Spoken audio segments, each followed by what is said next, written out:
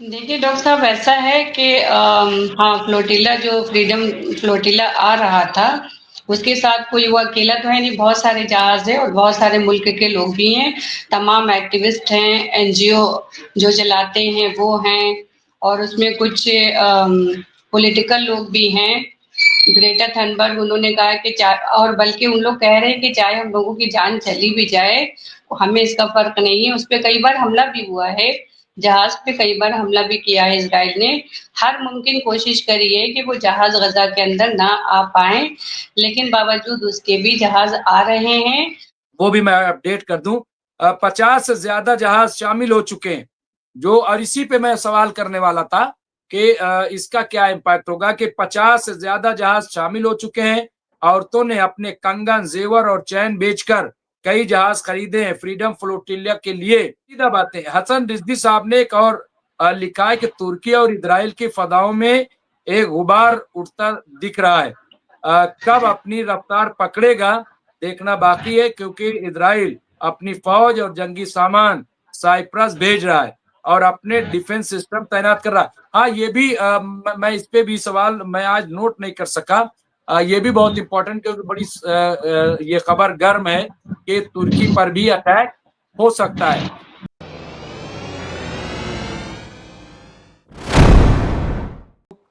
कौन सी काबिलियत थी उनकी क्योंकि इतना बड़ा जेट दे देखिए दिया? देखिए, मैं राशिद साहब बहुत अच्छी बात कर रहे हैं आप।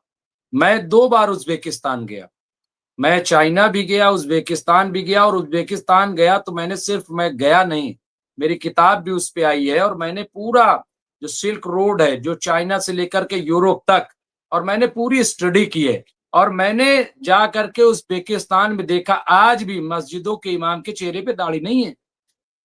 20 साल हो, 92 में आजाद हुआ है सोवियत यूनियन से वो, लेकिन कितने साल हो गए आप सोचिए। इतना असर होता है, मैं आपको बता रहा हूं। गुलामाना ज़हनियत जब बनती है तो आजादी के बाद भी, आज भी हिंदुस्तान आजाद हो गया, कितने साल हो गए बताइए, आज भी अंग्रेजी बोलना जो है फक्र महसूस करते हैं। जो अंग्रेजी बढ़िया बोल ले कहते हैं वही बढ़िया है, वही पढ़ा लिखा है, चाहे वो बदतरीन जाहिल हो, लेकिन कह रहे हैं साहब अंग्रेजी बोल रहा है इसलिए बहुत पढ़ा लिखा है। ये क्या है? क्यों हम हिंदी बोल करके जो है दुनिया में नहीं जा सकते? चाइना वाले तो कभी अंग्रेजी नहीं बोलते, मैंने तो जाके देखा चाइना में अंग्रेजी में बोर्ड भी कहीं नहीं लगे, चाइनीज में लिखे हुए। और पता है आपको, आपको हैरत होगी, चीन में एक साहब ने कहा था मैं भी तो आपकी जबान बोलता हूं, तो ये हुआ आप मेरी जबान कैसे हिंदी बोलते? कहा नहीं, अंग्रेजी की बात कर रहा हूं। मतलब चाइना के लोग समझते हैं कि हिंदुस्तान की जबान अंग्रेजी है। क्यों? क्योंकि हम हिंदी बोलते ही नहीं, हम जहां जाते हैं अंग्रेजी में बात करते हैं, हम हिंदी में बात ही नहीं करना पसंद करते। ये है जहनियत।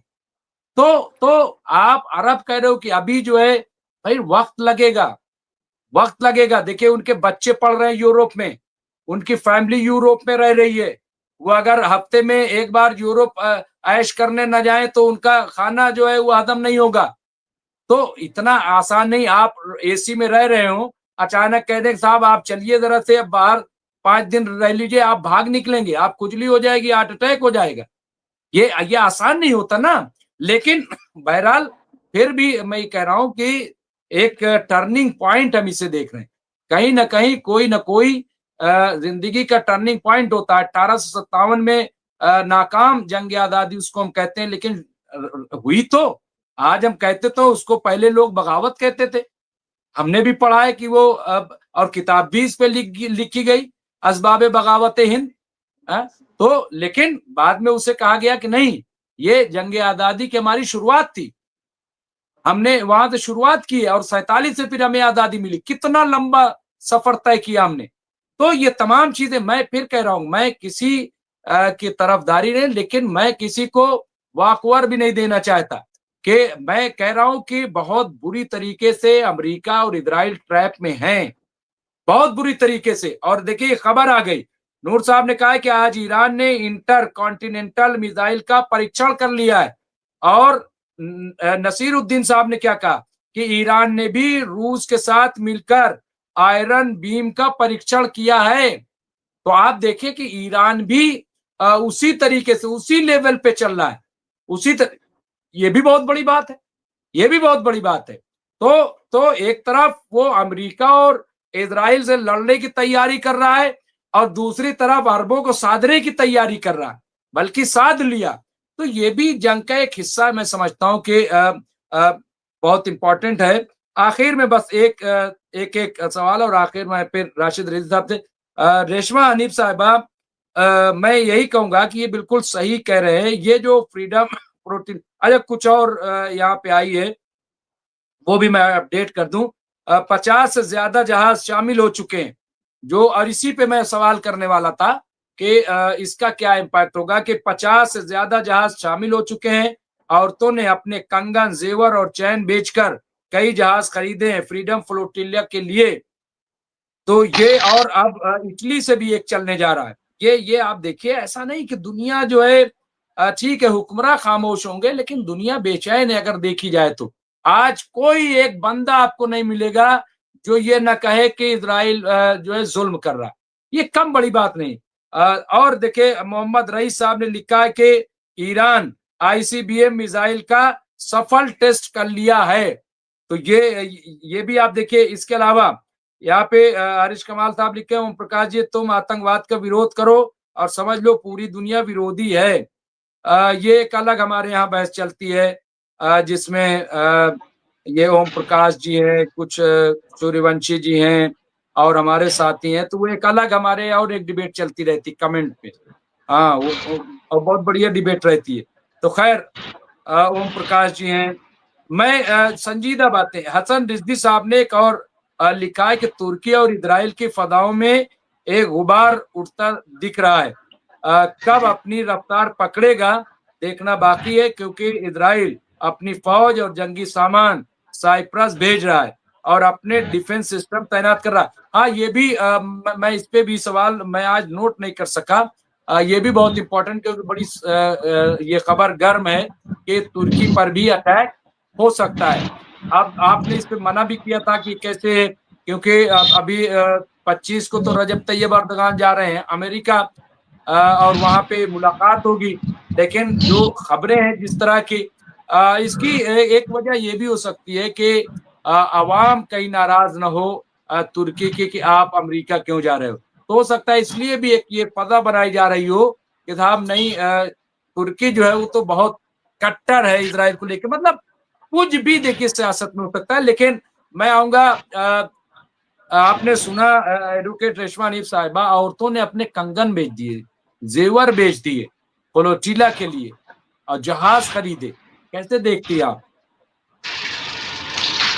देखिए डॉक्टर साहब, ऐसा है कि हाँ, फ्लोटिला जो फ्रीडम फ्लोटिला आ रहा था उसके साथ कोई वो अकेला तो है नहीं, बहुत सारे जहाज है और बहुत सारे मुल्क के लोग भी हैं। तमाम एक्टिविस्ट हैं, एनजीओ जो चलाते हैं वो हैं, और उसमें कुछ पॉलिटिकल लोग भी हैं। ग्रेटा थनबर्ग उन्होंने कहा कि और बल्कि उन लोग कह रहे हैं कि चाहे हम लोगों की जान चली भी जाए हमें इसका फर्क नहीं है। उस पर कई बार हमला भी हुआ है, जहाज पे कई बार हमला भी किया है इसराइल ने। हर मुमकिन कोशिश करी है कि वो जहाज गजा के अंदर ना आ पाए, लेकिन बावजूद उसके भी जहाज आ रहे हैं। इसी बीच इसराइल ने ये कहा है कि ऐसा करिए, अमेरिका से कहा है कि आप ऐड दीजिए इन लोगों को, जो भी ऐड है दे दीजिए, लेकिन ये है कि वो इजरायली होना चाहिए। एक तरफ जैसे दुनिया में इनका बायकॉट हो रहा है तो इकोनॉमी जो है इनकी उस पर फर्क तो बहुत ज्यादा पड़ा है, और अंदर से इजराइल तो खोखला हो ही गया है बिल्कुल। तो अब इजराइल ने ये कहा है अमेरिका से कि आप ऐसा करिए कि जो भी मतलब ऐड दीजिए, एड आएगी जरूर हमारी तरफ से, दे दीजिए, लेकिन वो सारा सामान इजरायली होना चाहिए। मतलब कि इसी तरह से थोड़ा ग्रोथ हो जाएगी, कुछ भी जो बायकॉट हो रहा है उसका कुछ तो भरपाई हो ही जाएगी। जैसे कि दुनिया के तमाम देशों में हो रहा है, अभी बहुत सारा उसका ज्यादा फर्क नहीं पड़ा है, लेकिन फिर भी कई देशों में फर्क पड़ा है। और इसीलिए इसके साथ ये फ्री, उसके साथ वो फ्री, जो भी इजरायली प्रोडक्ट हैं तो वो काफी उनका रेट भी गिर गया है और उसमें ऑफर भी चल रहे हैं काफी। और ये जो जहाज आ रहे हैं अगर ये आ जाएंगे तो ये बहुत बड़ी कामयाबी है और गजा वालों को कुछ तो राहत मिलेगी, क्योंकि उसमें काफी सामान है और एक जहाज नहीं है, बहुत सारे जहाज हैं। तो ये आना बहुत ही अच्छी बात है। अगर आ जाएगा तो गजा के लोगों को काफी राहत मिलेगी। राशिद रिजवी साहब, दो दो चीजें जो हैं, एक तो ये फ्रीडम फ्लोटिला बीच में रोकने की, डराने की, लेकिन लोग जिगरा रखते हैं, लोग जो है आगे बढ़ रहे हैं कि भाई समुंदर का सफर आसान नहीं है, बहुत मुश्किल, बहुत टफ होता है मौसम के लिहाज से भी, और फिर जब खतरा हो, इजराइल के बारे में सब जानते हैं कि कुछ भी कर सकता है ये, मतलब कुछ भी, और हुआ भी है हादसा, ऐसा नहीं कि हादसा नहीं हुआ, हमले भी, दो जहाजों पे हमले भी हुए ड्रोन से, लेकिन इसके बावजूद उनका आना, अब ये कि वो सारे पड़ाव पार करके मिस्र के वहां पे आ जाएंगे, क्या रोल मिस्र पे अब रहेगा, क्या आपको लग रहा है? क्योंकि अब देखिए इतने लोगों को ये अरेस्ट कर लेंगे, बंधक बना लेंगे 50 जहाज को और हजारों लोगों को, ये भी इतना आसान नहीं है, और इनको मार देंगे ये भी इतना आसान नहीं है, ये तो उल्टा पड़ जाएगा, इनको बैकफायर हो जाएगा। लेकिन क्या सिचुएशन, क्या आप देख रहे हैं कैसी सिचुएशन होगी, नंबर एक, और फिर उसके बाद तुर्की वाले पे भी, क्योंकि आप ही पे फिर हमें एंड कर देंगे आप ही की बात पे। देखिए, हम ये नहीं कह रहे हैं कि वो सामान आ नहीं पाएगा, वो सामान आएगा, बॉर्डर तक आएगा, लेकिन उसको इजराइल की सोल्जर्स गाजा के अंदर नहीं आने देंगे, मिस्र के बॉर्डर से अंदर नहीं आने देंगे उसको। आपने देखा होगा कि ट्रकों की ट्रक लाइन खड़ी थी, इमदाद खड़ी थी बाहर, लोग कितने ट्रक खड़े थे, कई दिन तक खड़े थे, उसको गाजा के अंदर आने नहीं दिया। अब बहुत ज्यादा प्रेशर पड़ा तो 2 ट्रक, 5 ट्रक, 7 ट्रक, इस तरह करके थोड़ी थोड़ी एंट्री होती थी यूएन में ये बताने के लिए कि हाँ, ये फोटो देखिए, ये वीडियो देखिए, हम ट्रक को अंदर जाने दे रहे हैं। तो इमदाद आएगी, बॉर्डर तक रह जाए, इससे कोई फायदा नहीं है। हाँ, इमदाद गाजा के लोगों तक पहुंच जाए तो ये बहुत बड़ी उपलब्धि होगी, और इसके लिए शराफत की जबान से इजराइल नहीं मानेगा। मैं आपको एक चीज अभी क्लियर कर दे रहा हूँ मुमताज साहब, कि लोग चीजों को कनेक्ट नहीं कर पा रहे हैं। टर्की पे इजराइल हमला इसलिए डायरेक्ट नहीं कर सकता है जल्दी, क्योंकि टर्की की सपोर्ट में नाटो रहेगी, फिर इजराइल को नाटो से लड़ना पड़ेगा, फिर प्रेशर आएगा इसके ऊपर, अमेरिका के ऊपर, कि वो नाटो की तरफ साथ रहे या इजराइल के साथ रहे। तो इसलिए टर्की से डायरेक्ट उलझना नहीं चाहेगा वो। यही हाल अरब ममालिक का है। अरब ममालिक इजराइल को तो खत्म कर सकते हैं, 2 पल में खत्म कर सकते हैं, बड़ी बात नहीं है, लेकिन उनको ये पता है कि हम इजराइल से नहीं लड़ेंगे, हम अमेरिका से लड़ेंगे। हम इजराइल को तो खत्म कर सकते हैं, लेकिन अमेरिका को खत्म नहीं कर सकते, वो हमको खत्म कर देगा। डर उनके अंदर इस चीज का है, इसलिए वो डायरेक्ट लड़ाई नहीं कर रहे हैं। तो मेरा ये कहने का मकसद नहीं है कि आप फौरन हमला कर दो, आप उसके साथ ट्रेड बंद कर दो, उसके साथ सारे कनेक्शन खत्म कर लो, इंटरनेशनल प्रेशर उसके ऊपर पड़ेगा। ईयू ने कहा था, ईयू ने लगा दिया 37% उसके ऊपर टैरिफ लगा दिया। पुर्तगाल, आयरिश प्रेसिडेंट ने कहा इनको यूएन से बाहर कर देना चाहिए।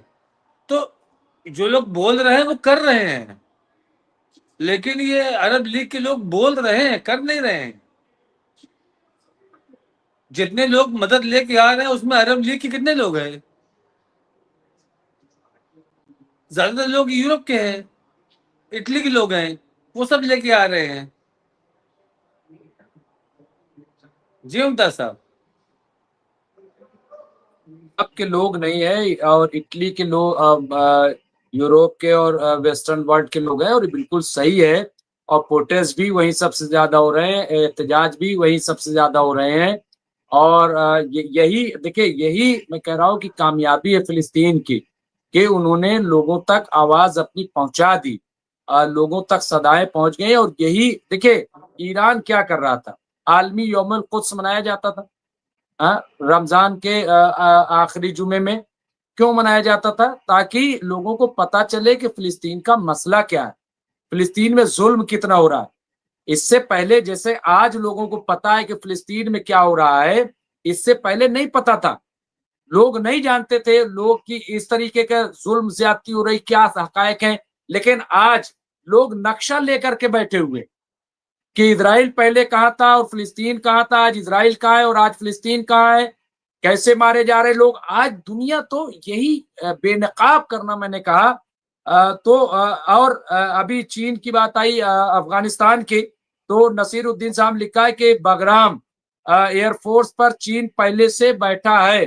ये उन्होंने कहा कि पहले ही से चीन वहां पे बैठा हुआ, ऐसा नहीं है कि वहां पे खाली जगह है और आए और बैठ लें। तो वहां पे ऑलरेडी, तो वहां पे जो आपने कहा कि वो आएंगे तो बिल्कुल आएंगे।